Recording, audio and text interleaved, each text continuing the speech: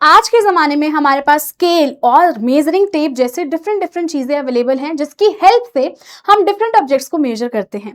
पर पहले के ज़माने में लोग चीज़ों को कैसे मेजर करते थे और क्या उनके दिमाग में आया जिसकी वजह से आज हमारे पास ऐसे बदलाव अवेलेबल हैं।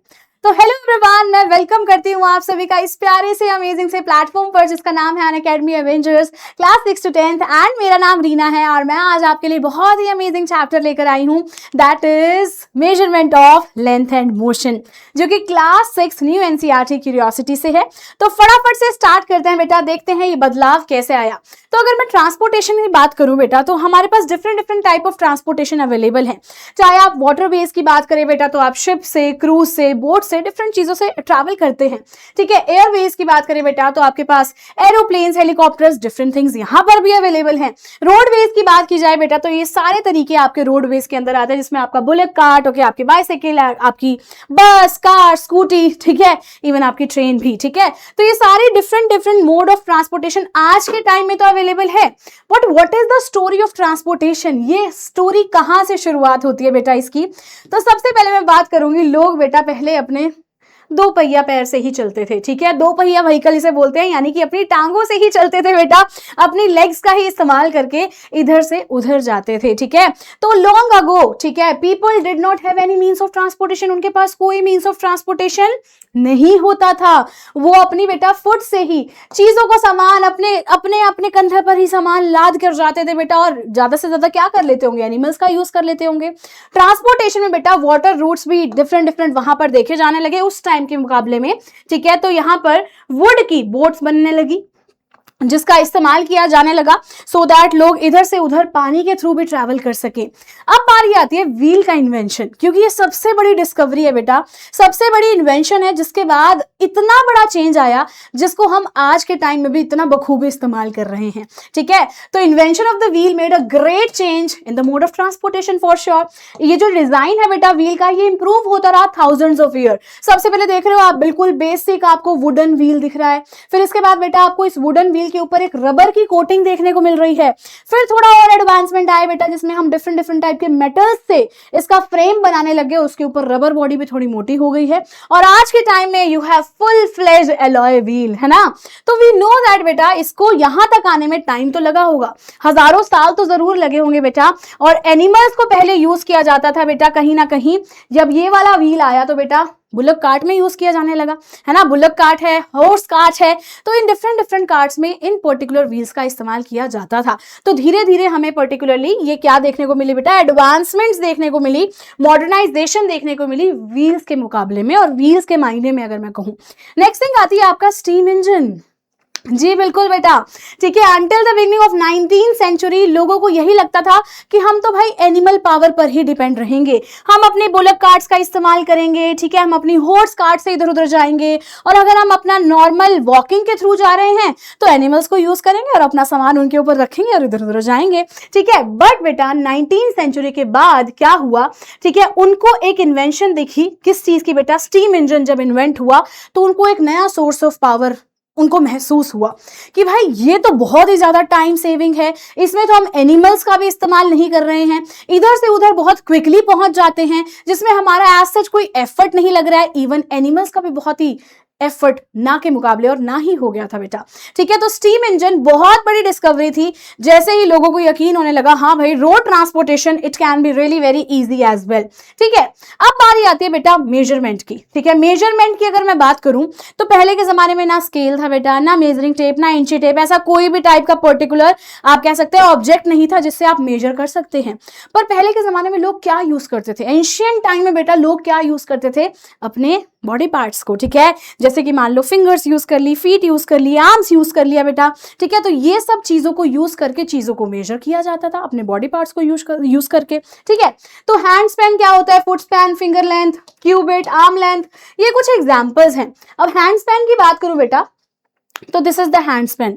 आपके थंब के टिप से लेकर आपकी पिंकी फिंगर के टिप तक बेटा जितना डिस्टेंस है that is your hand span. Okay, it is a distance measured by the human hand from the tip of the thumb to the tip of the little finger. Alright, अगर मैं इसकी बात करूं qubit क्या होता है बेटा, तो क्यूबिट एक प्रॉपर मेजरमेंट है आपकी प्रॉपर ये सेंटर वाली जो मिडिल फिंगर वाली जो टिप है बेटा, यहां से लेकर आपकी पूरी एल्बो तक के डिस्टेंस को अपन क्या कहते हैं, क्यूबिट कहते हैं। ठीक है, तो elbow the tip of your middle finger when your arm is extended, तो this is the cubit. Okay, तो मान लो आप में से किसी बच्चे का उस टाइम के मुकाबले उस टाइम के जमाने में कोई कपड़ा सीला जा रहा है, मान लो कोई भी गर्ल है तो उसके लिए बहुत सुंदर सी ड्रेस बनाई जा रही है, बॉय है तो आपके लिए शर्ट और पैंट बनाया जा रहा है, तो बेटा ये ऐसे ही अंदाजे से बनाया जाता था कि ठीक है, it will be like okay hand span देख लेते हैं, अच्छा इसकी चेस्ट रीजन इतना है, ओके वेस्ट देख लेते हैं, ओके इसका वेस्ट रीजन इतना है, it will be like that only.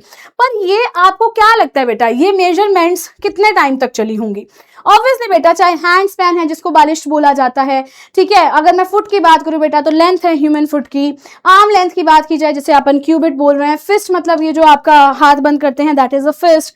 Okay, stride बेटा distance cover in one step that is stride. अंगुला क्या होता है बेटा, आपकी विड्थ, फिंगर की कितनी विड्थ है। ओके, तो ये मेजरमेंट्स बेटा, ये तरीके रिलायबल नहीं थे, हम इस पे डिपेंड नहीं हो सकते थे। क्यों बेटा, सबके बॉडी साइज डिफरेंट होते हैं, एक पर्सन से दूसरे पर्सन वेरी करता है, ऑब्वियसली उनकी एज के अकॉर्डिंग भी होता है बेटा और उनकी हेल्थ के अकॉर्डिंग भी होता है। अगर मेरा हाथ की बात करो तो ऑब्वियसली आपका हाथ मेरे से छोटा होगा फॉर श्योर, हालांकि मेरा छोटा हाथ है, ठीक है, बट स्टिल आपका हाथ मेरे से छोटा होगा क्योंकि अभी आप छोटे हैं। ओके, तो बेटा ये जो मेजरमेंट्स हैं ये वेरी करती थी पर्सन से पर्सन। ओके, तो it is like made up of different body parts, हम डिफरेंट बॉडी पार्ट्स का इस्तेमाल कर रहे हैं, तो ये लेंथ बेटा वेरी करती हैं पर्सन से अनदर पर्सन से, तो इसलिए बहुत कंफ्यूजन क्रिएट होने लग गई कि भाई क्या बताना चाह रहे हैं, सामने वाले पर्सन को हम इजिली कम्युनिकेट ही नहीं कर पा रहे थे। ठीक है, मेरा हैंड स्पैन और सामने मान लो कोई बड़े से अंकल हैं, उनका हैंड स्पैन जिनका बड़ा सा हाथ है उनका डिफरेंट होगा ना फॉर श्योर। ओके, तो देयरफॉर बेटा इसीलिए कुछ स्टैंडर्ड यूनिट्स की जरूरत आन पड़ी, बहुत जरूरी हो गया बेटा, जो कि समय के साथ बदले ना और पूरे वर्ल्ड वाइड वो चीज एक्सेप्ट भी हो। ठीक है, तो स्टैंडर्ड यूनिट ऑफ मेजरमेंट से समझने से पहले हम जानते हैं बेटा मेजरमेंट क्या होता है। मेजरमेंट मतलब ये कंपैरिजन है अननोन क्वांटिटी का किसी नॉन क्वांटिटी से। ठीक है, अब नॉन क्वांटिटी क्या है बेटा आप लोगों के लिए यहां पर, it is the scale, scale is the non quantity, जो कि हमें पता है कि ठीक है this scale is actually having 5 feet तक की लेंथ है, इसके अंदर इतने सेंटीमीटर्स भी अवेलेबल हैं, तो ये बच्चा क्या है बेटा, अननोन क्वांटिटी।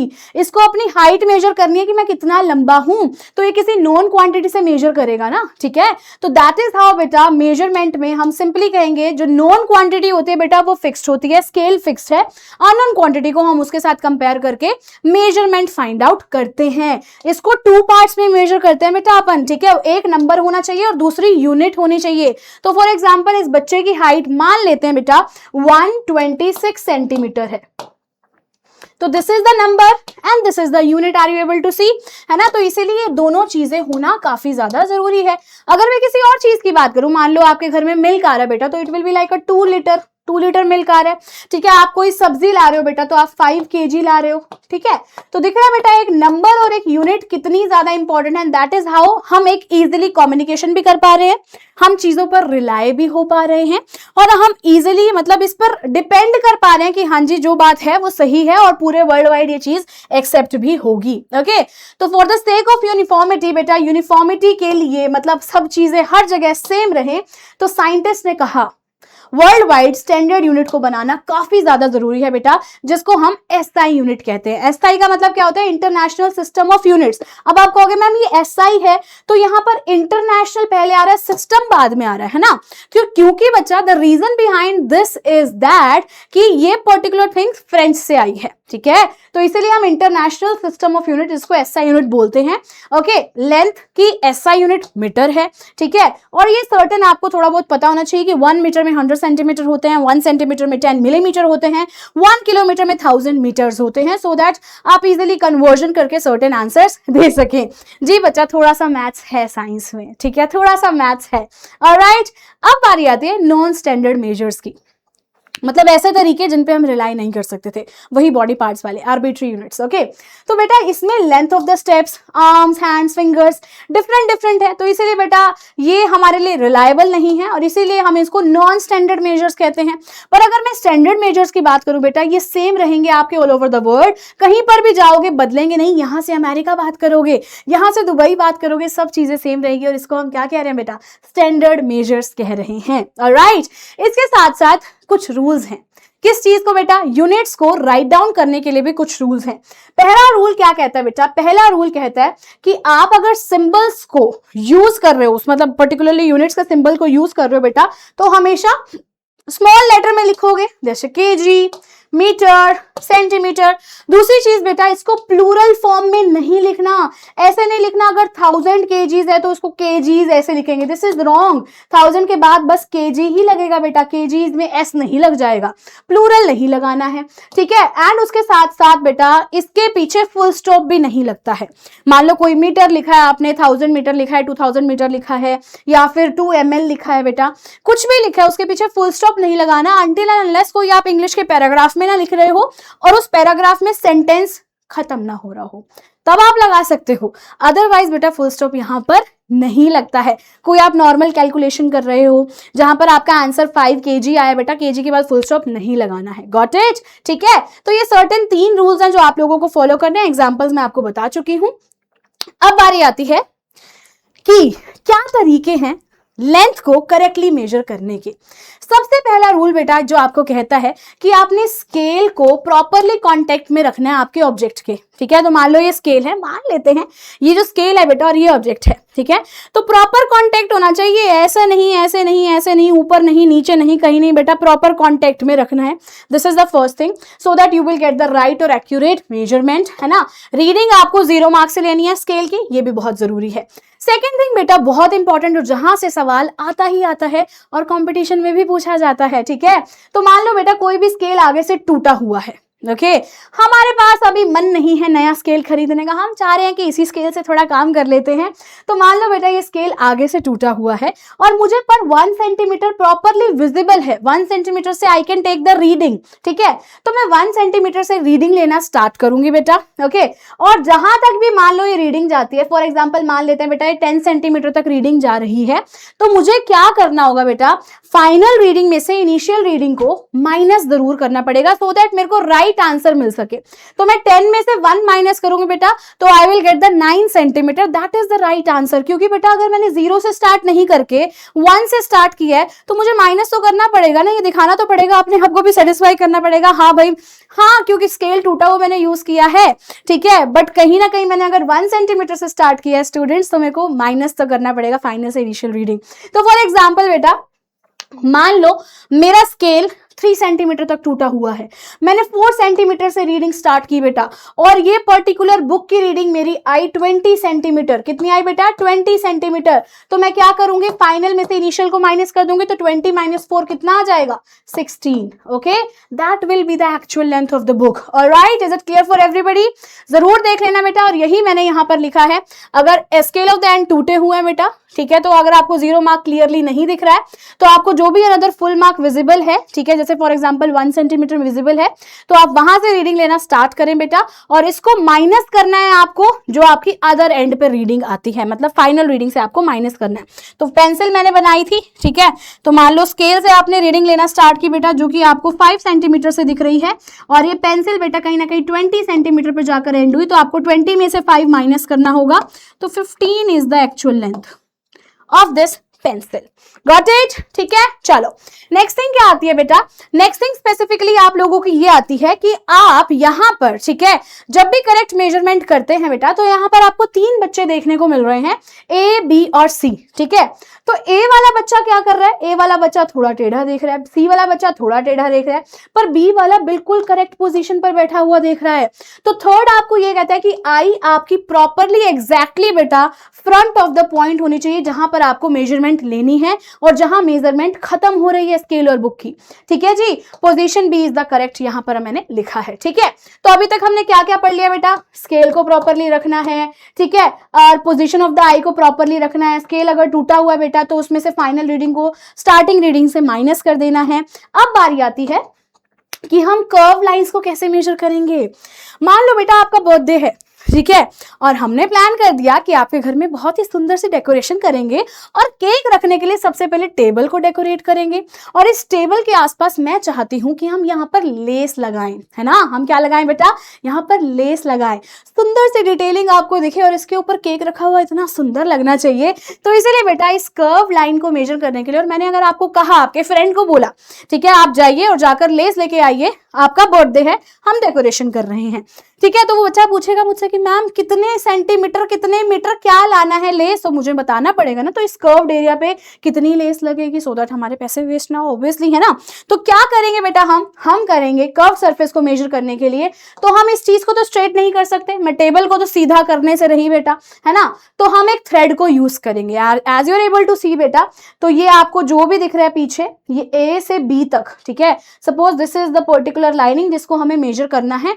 एक थ्रेड को यूज करते हुए बेटा मैं पूरा, ठीक है, थ्रेड लूंगी, मान लो ये थ्रेड है बेटा, ठीक है, इस थ्रेड से मैं पूरी टेबल को क्या कर लूंगी बेटा, मेजर कर लूंगी। यहां से शुरू करूंगी थ्रेड को और यहां पर लाकर खत्म कर दूंगी और यहीं से दोनों थ्रेड को पकड़ लूंगी, इसको ओपन कर लूंगी थ्रेड को और मैं देखूंगी फिर स्केल की हेल्प से कि कितना लंबा थ्रेड है, उतने ही आपको लेस लानी होगी। तो it is really very easy to understand और मेजर द सरफेस एरिया जो कि आपका कर्व्ड वाला होगा, ठीक है जी। अब बारी आती है मोशन क्या होता है बेटा। मोशन आप कहेंगे जब भी कोई ऑब्जेक्ट बेटा अपनी पोजीशन चेंज कर रहा है ऑब्जर्वर के एस्पेक्ट में, दैट मीन्स वो मोशन में है, वो ऑब्जेक्ट मोशन में है, ठीक है। तो मान लेते हैं बेटा हम ठीक है, अगर मैं बाहर खड़ी हूं, ठीक है, मैं किसी भी रोड पर हूं बेटा, तो मेरे लिए सामने से कार जा रही है, स्कूटी जा रही है, बाइक जा रही है, बस जा रही है, ट्रेन जा रही है, मैं कहूंगी अरे भाई क्या मस्त, मैं ऑब्जर्वर हूं ना बेटा, मेरे एस्पेक्ट में मैं बात करूंगी तो ये सारे ऑब्जेक्ट्स किस में होंगे, मोशन में होंगे। ऑब्जर्वर का एस्पेक्ट देखना जरूरी है। अगर मैं रेस्ट की बात करती हूँ बेटा, रेस्ट जब भी कोई ऑब्जेक्ट अपनी पोजीशन चेंज नहीं कर रहा तो मतलब वो ऑब्जेक्ट में है और वो आपका रेस्ट में है, ठीक है। तो मान लो बेटा मैं ट्रेन में हूं, आप मेरे साथ हैं, हम कहीं पर भी इतनी अच्छी कोई रेल जर्नी पर जा रहे हैं बेटा, ओके। एंड क्या हो रहा है बेटा, मैं और आप हम एक दूसरे के सामने बैठे हैं, आप मुझे देख पा रहे हो, मैं आपको देख पा रही हूं, ठीक है। तो हम दोनों क्या होंगे बेटा, हमारी पोजीशन एक दूसरे के एस्पेक्ट में चेंज नहीं हो रही है, एक दूसरे के रिस्पेक्ट में हम चेंज नहीं कर रहे अपनी पोजीशन को, हम क्या है बेटा एक दूसरे के लिए रेस्ट में हैं। पर कोई सामने वाला पर्सन जो ट्रेन के बाहर कहीं खड़ा होगा, जो हमें बाय बाय टाटा कर रहा होगा, तो अगर वो ऑब्जर्वर है बेटा, तो हमारी ट्रेन मूव कर रही है तो उसके लिए तो हम क्या होंगे, मोशन में होंगे। तो इसीलिए बेटा यहां पर हम विद रिस्पेक्ट टू ऑब्जर्वर जरूर लगाते हैं, इसीलिए बेटा कि कौन देख रहा है, किसके एस्पेक्ट में, किसके रिस्पेक्ट में ये बात हो रही है कि कोई मोशन में है या फिर कोई रेस्ट में है। गॉट इट, ठीक है। चलिए नेक्स्ट थिंग आती है बेटा मोशन के टाइप्स। पहला मोशन का टाइप रेक्टिलिनियर, जब भी कोई ऑब्जेक्ट अपना स्ट्रेट लाइन मोशन में चलता है, ठीक है, उसको हम रेक्टिलिनियर मोशन कहते हैं। जैसे कि आपके आर्मी पर्सन जब परेड करते हैं, ये जितने भी कार्स आपको दिख रही हैं ये स्ट्रेट लाइन मोशन में चल रही हैं बेटा, तो ये क्या होगा आपका रेक्टिलिनियर मोशन, ओके। नेक्स्ट आता है बेटा आपका सर्कुलर मोशन, ओके। जब भी कोई ऑब्जेक्ट बेटा सर्कुलर पाथ में चलता है, okay, always turning around a central point, तो मतलब वो सर्कुलर मोशन में है। तो this is the centre point मान लो बेटा, और इसके सामने ऐसे गोल गोल गोल गोल गोल गोल गोल गोल गोल गोल गोल गोल मैं घूमकर आ गई, ठीक है। तो क्या हुआ बेटा, मैं पूरे सर्कल में गई, okay, that is the circular motion. जैसे ये कार पूरे सर्कल में जा रही है, जैसे टिप ऑफ दिस हैंड जो भी आपका लाइक क्लॉक के हैंड्स बने हुए हैं, ये पूरा बेटा सर्कल में घूमेंगे। Got it.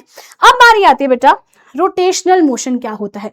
रोटेशन अपने ही एक्सिस पर गोल गोल घूमना बेटा, अपने ही एक्सिस पर गोल गोल घूमना, that is rotational motion, okay. तो रोटेटरी मोशन में क्या होता है, ऑब्जेक्ट बेटा अपने फिक्स पॉइंट पर अपने एक्सिस पर ही घूमता है, मूव करता है, ओके। इसमें लाइक स्पिन करता है बेटा, वो स्पिनिंग होती है, जैसे कि आपको ये लट्टू दिख रहा है जिसको अपन स्पिनिंग टॉप कहते हैं। तो this is in the rotational motion, ठीक है जी। अब बारी आती है ऑसिलेटरी मोशन क्या होता है बेटा। Oscillatory motion that means to and fro वाला मोशन। आगे पीछे, इसको बैक एंड फोर्थ भी कहते हैं। क्या कहते हैं बेटा? इसको बैक एंड फोर्थ भी कहते हैं। मैं यहां पर लिख देती हूं आप लोगों के लिए, it is back and fourth वाला मोशन एज वेल, जिसमें टू एंड फ्रो लिखा है बेटा, बैक एंड फोर्थ, एंड यानी कि इसको टू एंड फ्रो भी बोल सकते हैं, आगे एंड पीछे, ठीक है, आगे एंड पीछे हिंदी में जिसे कहते हैं, ठीक है। तो जैसे ये झूला आगे पीछे हो रहा है, ये सीसो आगे पीछे होगा बेटा, तो ये ऑसिलेटरी मोशन है, ठीक है। तो इसमें बेटा ऐसा मोशन जिसमें बैक एंड फोर्थ होता रहे, टू एंड फ्रो होता रहे, वो ऑसिलेटरी है। पीरियोडिक मोशन क्या होता है? पीरियोडिक मोशन ऐसा टाइप का मोशन है बेटा जिसमें ऑब्जेक्ट अपनी मूवमेंट को एक फिक्स्ड इंटरवल ऑफ टाइम के बाद रिपीट करता है। फिक्स्ड इंटरवल ऑफ टाइम के बाद वो मोशन वो ऑब्जेक्ट अपनी मोशन को रिपीट कर रहा है बेटा, तो दैट मीन्स पीरियोडिक है। तो मान लो बेटा ये आपके घर में ऐसी वाली घड़ी थी या है या आपने देखी है, तो इसमें क्या है बेटा? ये पेंडुलम है, ये अपनी मोशन को फिक्स्ड इंटरवल ऑफ टाइम के बाद मान लो हर सेकंड रिपीट कर रहा है। जैसे आपका अर्थ, प्लैनेट अर्थ बेटा क्या करता है? 365 डेज हो जाते हैं, न्यू ईयर बना लेते हो, फिर से वो अपने मोशन को रिपीट करेगा, फिर अगला साल आ जाएगा, फिर अगला साल आ जाएगा बेटा। तो क्या कर रहा है वो? सर्कुलर में तो है, वी नो दैट। आपके अर्थ का जो मोशन होता है बेटा वो सर्कुलर होता है क्योंकि वो अपने ऑर्बिट में घूम रहा है, वो रोटेटरी होता है क्योंकि वो अपने एक्सेस पे भी घूम रहा है और गोल गोल भी घूम रहा है, ठीक है। रोटेटरी भी है, सर्कुलर भी है, पीरियोडिक भी है, क्योंकि वो सेम मोशन एक फिक्स्ड इंटरवल ऑफ टाइम के बाद रिपीट भी कर रहा है बेटा। तो that is periodic motion for all of you, ठीक है। सर्टेन एग्जांपल्स देख लेते हैं बेटा। यहां पर अगर मैं स्विंग की बात करूं तो स्विंग आपका ऑसिलेटरी मोशन में है। मैरी गो राउंड, वो गोल वाला झूला बेटा सर्कुलर में है। चाइल्ड सिटिंग डाउन अ स्लाइड, बेटा सीधे सीधे आप स्लाइड से आते हो, लीनियर मोशन में हो। स्किपिंग रोप बेटा आप सर्कुलर कर रहे हैं, ठीक है, गोल गोल स्किपिंग रोप में घूम रहे हैं। Child jumping through skipping rope, that is linear. Up and down, आप अप एंड डाउन कर रहे हो ना बेटा, तो आप लीनियर में हो, आप क्या कहते हो? आप अपने आप को वहां पर रेक्टिलिनियर मोशन में रख रहे हो, पर वो जो रोप है बेटा वो सर्कुलर घूम रही है। सीसो आपका ऑसिलेटरी है, ठीक है, सीसो वाला झूला जो होता है वो ऑसिलेटरी है।